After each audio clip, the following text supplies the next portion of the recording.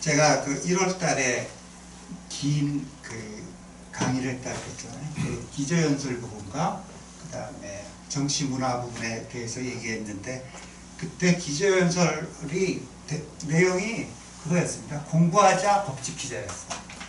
아주 기초적인 얘기죠. 그래서 좋은 리더는 우리 방금 헌법 얘기했습니다만은 법을 좀 알고 그 다음에 법을 잘 지킨다. 정치의 룰과 정책에 대한 이해가 있다. 그러니까 민주주의가 뭔 줄 알고 헌법이 뭔 줄 알고 그 다음에 내가 어떤 정책을 시행을 하면 그 임팩트가 어떨 것이다에 대해서 이해가 필요한 거고, 그래서 제가 1월 달에 이상하게 판사, 변호사, 의사, 교수, 뭐 대한민국에서 좋다는 잡들은 다 공부를 해야만, 열심히 해야만 되는 잡들인데, 정치를 하는 사람들은 정치를 공부를 한 다음에 한다는 생각을 아무도 안 가지고 있다. 뭐 이런 말 한 적이 있었는데, 정치도 공부가 필요한 것임을 이해한다. 홍두희 선생님 그 밑에 링크 좀 눌러줄래요? 인터넷이 되면. 제가 이거를 이제 하도 수업 시간에도 보여주고 외부에 가서도 보여주고 그러다가 이제 YTN에도 나오고 그래서 여러분들 다 공부해 줄 수 있습니다.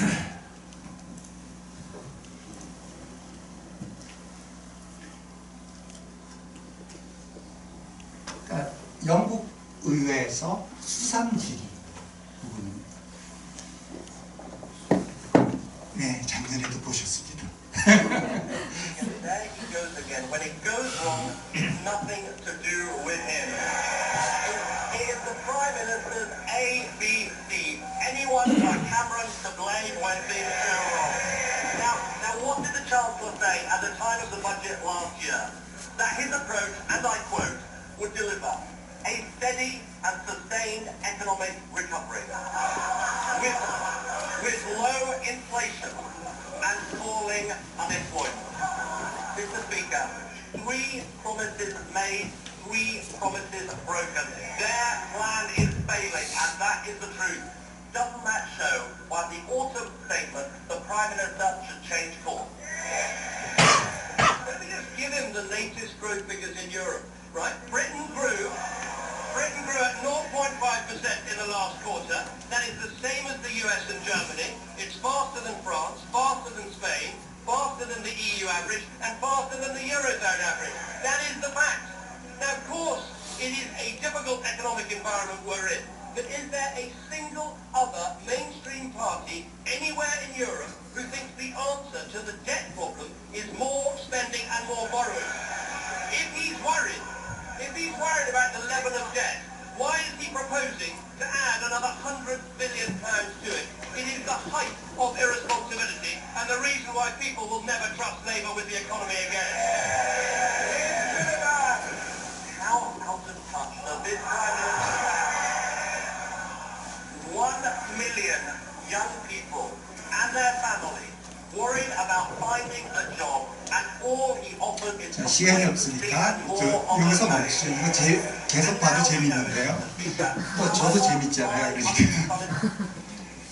지금 여기서 포인트는 뭐냐면은 수상이 특보는 책을 하나 가지고 있죠. 그거 지리서 미리 받아갖고 준비한 게 아니고 통계 자료입니다. 그 외에는 의원들이 뭘 물어볼지도 모르고 그냥 나가는 겁니다. 그냥 나가서 야당 의원들이 이제 일어나서 계단식 그 극장식으로 돼 있죠. 그래서 일어나서 뭔가를 던지면 수상이 이 경우에 이제 데이비드 캐메론이 다 답변을 해요. 2-3시간 동안 다 답변을 해요. 그러니까 정책에 대한 모든 인포메이션이 여기서 나오는 거예요. 읽는 게 아니고. 여기서 나오는 거니까 이미 정치 공부가 다 돼 있는 사람, 정책 공부가 다 돼 있는 사람이 리더를 하는 케이스와, 그러면 과연 지금 우리가 뭐 과거의 한국 리더들이나 지금 뭐 대권주자라고 생각하는 그런 분들을 생각해 보세요. 그리고 우리가 저런 질문을 막 던졌을 때 저런 식으로 대답해 줄 수 있는 리더가 뭐 생각나는 분 계세요?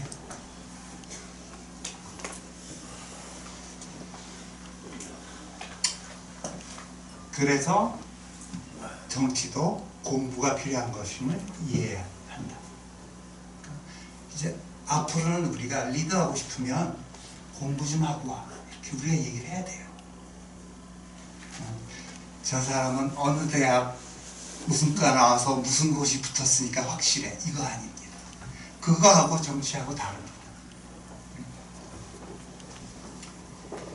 그다음에 리더십에 대해서 제가 과거에 1월 달에 사용했던 자료를 가지고 한 가지만 더 얘기하자면, 제가 정치 문화에 대해서 얘기했었는데, 이 가로축이 뭐 이념이어도 좋고, 아무튼 우리 시민들을 갈라놓는 어떤 이슈라고 했을 때 그 사회가 조화로우려면 저런 분포가 좋습니다. 중도에 사람이 많고 극한 위치로 갈수록 이제 사람들이 줄어드는 저런 분포가 좋습니다. 그런데 제가 1월 달에 정말 한국이 염려스럽다라고 하면서 여러분들께 증거는 없지만 느낌이 이렇다라고 보여드린 건데, 한국의 분포가 이렇게 가고 있다는 듯한 느낌을 받아요. 그래서 이게 정치학에서는 나라는 하나인데 정치 문화가 두 개다, 뭐 이런 표현을 써요. 그래서 이게 이제 왼편에 한 봉우리, 오른편에 한 봉우리가 있지 않습니까? 그러면 저걸 뭐 영남 호남 봉우리라고 불러도 좋고, 뭐 강남 사는 사람, 못 사는 사람, 조중동 경양 한결에. 그래서 한국의 사회가 이렇게 찢어지고 있지 않나요에 대해서 제가 요즘 걱정을 많이 하는데요. 한국은 아직까지 서베이가 여론조사 같은 게 사람도 1000명밖에 안 하고 역사도 짧기 때문에 아직 이거를 결정적으로 보여줄 증거는 없습니다. 재밌는 건 뭐냐면, 내 눈엔 틀림없이 구구인 사람도 당신 이념적으로 어디야? 그러면 나 중도야 그래요. 그리고 제가 아는 정치학 교수나 정치인들 중에서 틀림없이 상당한 좌파인 사람한테 당신 어디 있어? 그러면 나 합리적 중도야 그러거든요. 그래서 서베이로 직접 물어봐서는 우리가 이거 찾아내기가 어렵습니다. 근데 미국의 경우에는 서베이 역사가 워낙 길다 보니까 우리가 미루어 짐작을 할 수 있습니다. 이거는 퓨 리서치 센터라고 미국에서 여론조사 기관 중에서는 또 가장 공신력이 있다고 여겨지는, 거기서 만든 건데요. 일단 이 데이터를 50년 이상 만들어 왔고, 그 다음에 샘플 사이즈가 아까 한국은 1000명이라 그랬는데 여기는 몇만 명씩 물어보니까요. 그래서 이 그림이 뭐냐면, 민주당 지도자와 공화당 지도자를 이렇게 겹쳐서 그림을 만들어 놓은 겁니다. 1994년을 보면은 두 개를 이렇게 겹쳐놨을 때 전체 시민들이 상당히 정상분포 비슷하게 보이죠. 가운데가 높죠. 2004년을 봐도 뭐 비슷합니다. 근데 2014년을 보면 어떻습니까? 미국도 찢어졌죠. 사회가 이렇게 찢어질 때 나오는 현상, 트럼프가 대통령이 됩니다. 그러면 이 조화로운 사회, 정치 문화가 하나인 사회와 2개 이상인 사회를 가지고 우리가 좋은 시나리오, 나쁜 시나리오를 상정해 보면, 나쁜 시나리오는 뭐 정치 문화 그 부분은 건너뛰고요. 카리스마가 있는 지도자가 이끄는 극한 정당이 사회 내에 편견을 가진 사람들의 불안감을 자극하여 선거에서 그들의 지지를 얻어낼 수도 있다. 트럼프가 캠페인을 하는데요. 흑인은 다 범죄자고 히스패닉, 멕시칸들은 다 강간범이다, 이런 말을 했어요.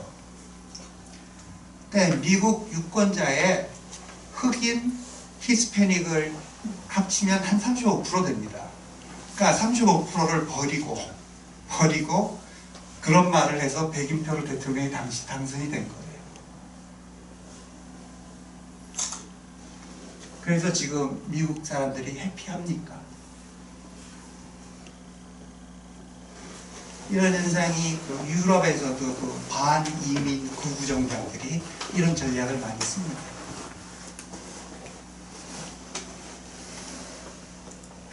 자꾸 그 한국의 지도자들을 좋은 얘기는 못하고 나쁜 얘기만 하게 돼서 좀 죄송한데 아무튼 그런 분들 통해서 우리가 발전해야 되니까 그 양김씨라고 계시죠.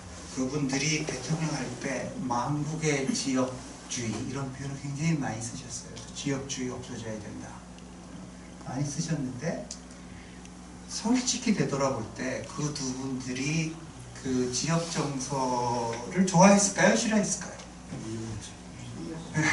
과연 지역 정서가 없었으면 그 두 분이 번갈아 가면서 다 대통령을 했을까요?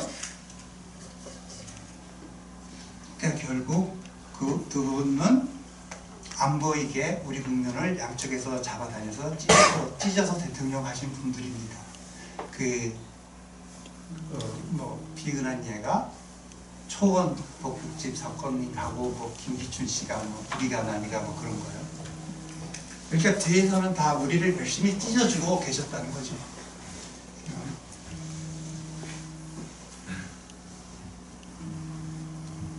그렇다면 이거를 우리가 어떻게 하면 좋은 시나리오로 바꾸느냐? 극단적인 사람이나 그룹을 제어할 수 있어야 한다. 그래서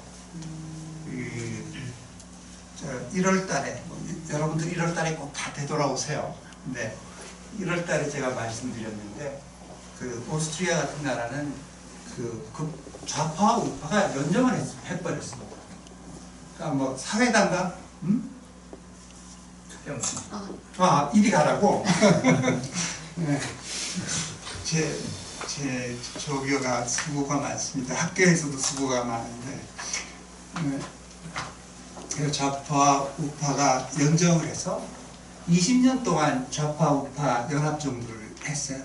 그러니까 신뢰가 생기고 점점 더 이제 온건파로 바뀌면서 가운데서 만나게 된 케이스. 그러거나 아니면 카리스마 있는 지도자가 가운데서 딱 서가지고 사람들을 설득하고 정당들을 자기 쪽으로 잡아당길 수 있는 그런 지도자가 필요하기도 합니다. 정말 카리스마 중도가 뭔지를 이해를 하고 그 다음에 자기와 생각이 비슷한 사람을 자기 쪽으로 설득해서 잡아다닐 수 있는 그런 지도자가 좋은 지도자라고 말씀을 드리고 싶고요. 그래서 우리가 1월에 시작한 얘기를 이제 돌아 다시 돌아온 게 돌아가는 삼각지 돌아 다시 돌아온 게 우리한테 필요한 것은 공부하는 지도자고 그러니까 우리의 지도자가 되고 싶은 사람한테 당신 뭐 알아? 하고 한번 물어보세요. 그 다음에 법을 잘 지키는 거죠.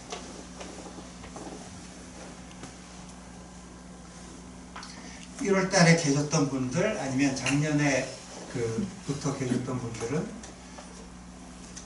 이거 기억하실까요? 이거 제가 그렸다고 그러면서 막 카피라이트 김희민 막 그려놓고 이거 우리가 벌써 연구원에서 강의를 모아서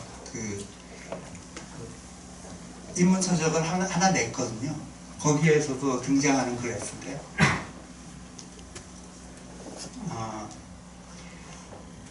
세로축은 우리가 인생을 살아가는 데 있어서의 효용을 보여주고요. 가로축은 뭐냐면은 우리가 어떤 액션을 취하고자 할 때 우리가 가지고 있는 돈이나 권력의 양을 이야기합니다. 그러니까 왼편으로 갈수록 그 힘이나 돈이 없는 사람들의 액션, 오른편으로 갈수록 그게 많은 사람들의 액션.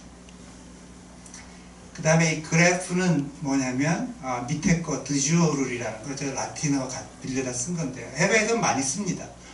드주오룰이라는 거는 이제 내가 법대로 그 다음에 남과 협력하면서 살 때 나의 효용, 내 인생의 효용. 반면에 이제 드팍토룰이라는 거 이제 제가 한국말 중에 제일 싫어하는 단어라고 얘기를 합니다. 뭐 관행대로 관행이 그랬어라는 말은 사실 그때 나는 법을 안 지키고 살아서 그 얘기 아닙니다. 그러니까 관행대로 살 때, 법 안 지키고 살 때 그 사람의 인생의 효용. 그런데 지금 우리 사회의 문제점은 관행대로 살 때의 효용이 훨씬 크다는 거예요.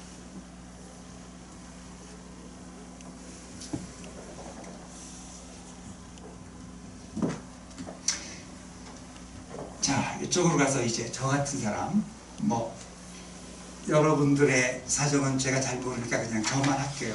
저는 권력도 없고 돈도 없습니다. 그러니까 저 같은 사람이 법을 잘 안 지키면은 지키는 것보다 효용이 조금 높아져요. 여기 인생의 효용이 조금 높아지고 뭐 남한테 뭐 캐는 되지만 크게 해야 되는 건 없어요. 근데 이쪽으로 가서 엄청난 권력자가 법을 안 지키잖아요. 그 사람 본인은 엄청 남겨먹습니다. 근데 사회적 그 효과는 뭐냐?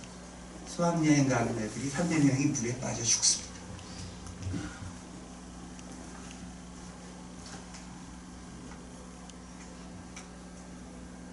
김영란법이 이쪽에서 일어나는 불법을 잡아낼까요? 못 잡습니다. 5만 원짜리 잡습니다.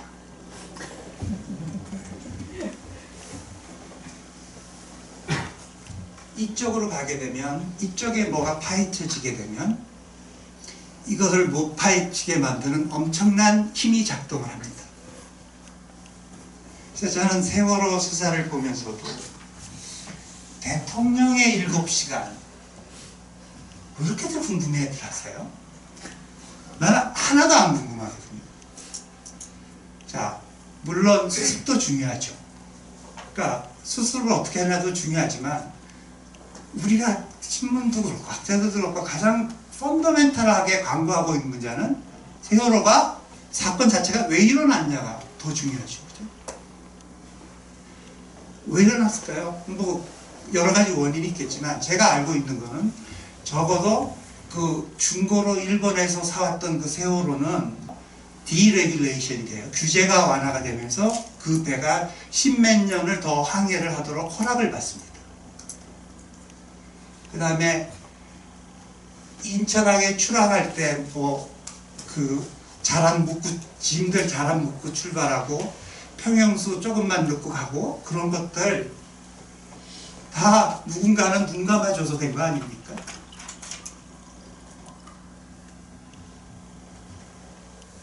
그런 부분들은 여기 있습니다.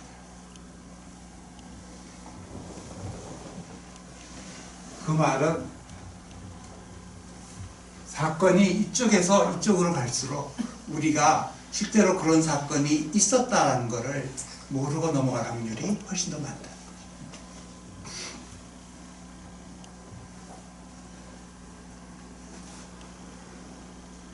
뭐 컨스피러시 시어리 이런 거는 더 이상 얘기하고 싶지 않고요. 우리나라가 그러면 법치국가, 선진국으로 가려면 어떤 변화가 일어나야 되느냐? 이 그래프가 변해야 된다. 그래서 이 법을 지키는 사람들의 효용 그래프가 위로 올라가고 안 지키는 사람들의 효용 그래프가 밑으로 내려오는 사회를 건설을 해야 된다.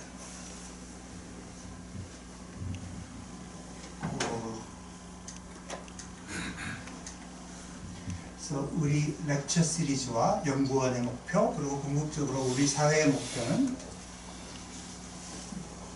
제가 세상을 바꾸는 거는 자주 쓰는 표현인데 제도와 의식이다 그랬는데 제도와 의식에 있어서 법을 안 지키는 사람들과 법을 잘 지키는 사람들의 이 인생의 효용이 차이가 없어져 가지고 의미가 없어지면 우리 사회는 훨씬 더 좋은 사회가 되고 힘없는 사람들도 살만한 사회가 됩니다.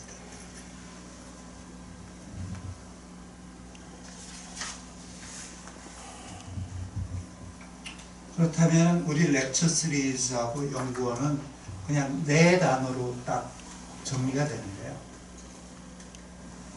이겁니다. 공부하자. 정치가들 공부해라. 우리도 공부할게. 법 좀 지키자. 그 다음에 제도의 변화가 필요하면 제도를 바꾸고 정치가들이 안 바꿔주면 우리가 의식을 발휘해서 바꾸도록 팔을 꺾자.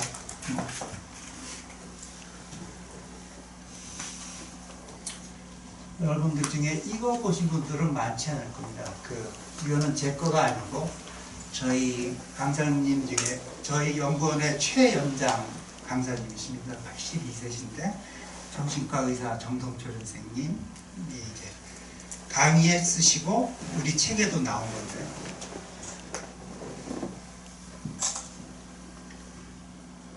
어떤 우수한 리더가 있어서 그 사람의 민주주의에 대한 이해와 법에 대한 이해, 정책에 대한 이해, 사람들을 위해서 뭔가 정책을 펴오고 싶어 하는 어떤 디자이어, 그런 거를 우리가 생물학적 유전자에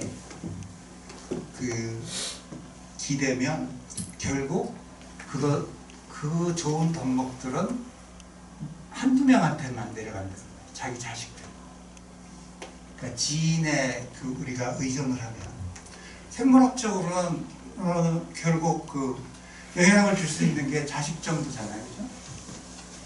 근데 이제 그분이 말씀하신 문화적 진화라는 건 뭐냐면은 이제 뇌 구조를 가지고 말씀하시는데 그거 솔직히 알아들은 사람 몇 명 없습니다. 그런데 끝에 결론은 뭐냐면은 이 문화적 진화를 사용하면 지인이 아니고 밈이라는 표현을 쓰시더라고요. MEME. 그런데 이제 그렇게 될 경우에는 그분의 민주적 사고와 여러 가지 능력들이 자식들만 내려가는 게 아니라 윗사람도 영향을 미치고 동년배도 영향을 미치고 아랫사람들 전체에 영향을 미칩니다. 한마디로 전염 효과를 말씀하십니다. 그러니까 결국 저렇게 사회를 전염시킬 수 있는 그 사람이 필요하고 그 사람이 리더가 돼야 됩니다. 여러분들은 지난 11개월 동안 강의를 들으시면서 얼마나 그 사람이 되셨습니까? 그때 여기서 저한테 반성하는 표정을 보여주셔야지. 근데 오늘 처음 오신 분들이 여러 분 계셔서 제가 여기서 더 푸시를 하면 안 될 것 같고요. 정치학에도 비슷한 개념이 있습니다. 제가 이거 1월 달에 소개해 드렸는데요. 미국 정치학에서는 벌써 30여 년 전에 나온 개념입니다. 정치학자들도 실험을 합니다. 그래서 실험 결과인데요. 로버트 엑셀러드라는 사람이 이제 책으로도 적고 학술지로도 내고 그런 건데, 여러분들 지금 저 동그라미가 무슨 색으로 보이세요? 빨간색으로 빨강 주황? 저걸 그냥 노랑이라고 부릅시다. 그래서 빨강 노랑으로 부르고, 큰 동그라미 전체가 우리 사회 전체라고 생각하고 저 동그라미들이 우리 사회의 구성원들.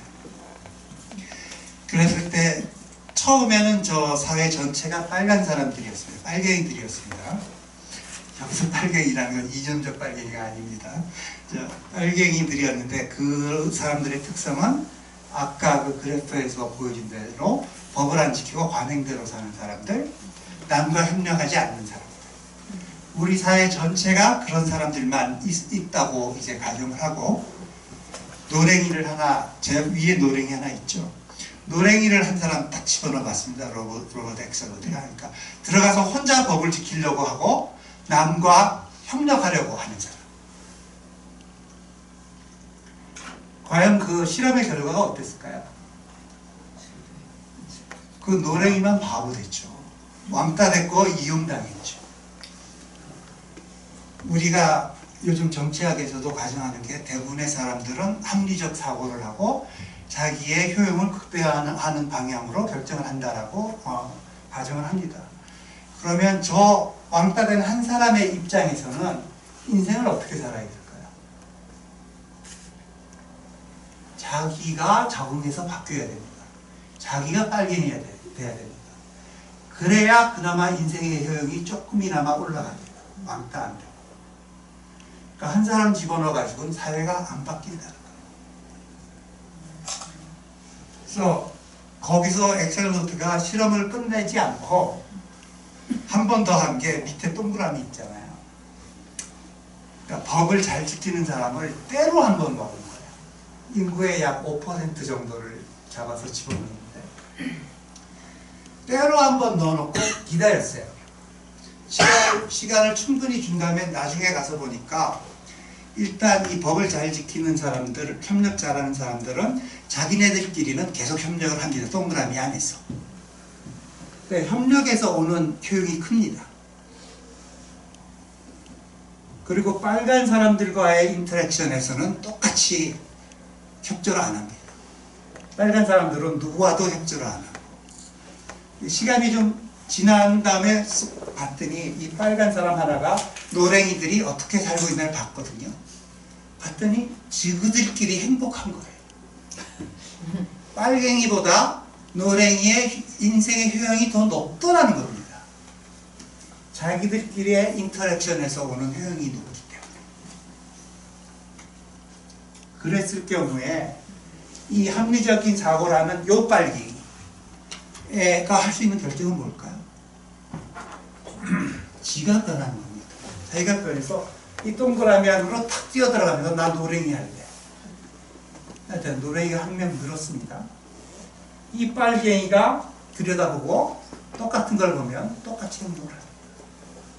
그래서 이 실험에서 이 노란 동그라미가 점점 커지더니 나중에 사회 전체를 다 먹어버리더라고요. 여기서 저 작은 동그라미 노랭이로 찬 작은 동그라미가 제가 뭐다라고 얘기하고 싶은 걸까요? 우리다라고 얘기하고 싶은 거예요. 지금 우리가 이제 수료자를 한 60, 70년 가까이 됐고 그분들은 그렇게 살고 있으리라고 봅니다.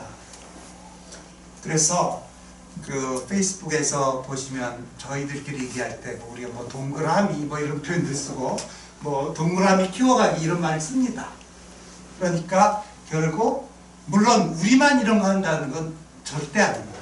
이런 좋은 운동을 하는 사람들이 많이 있어요. 그렇게 되면 큰 동그라미끼리 합쳐지면 시너지는 더 생기겠죠. 그래서 우리 연구의 목표가 저 동그라미 늘려가서 궁극적으로 이 사회를 잡아먹기.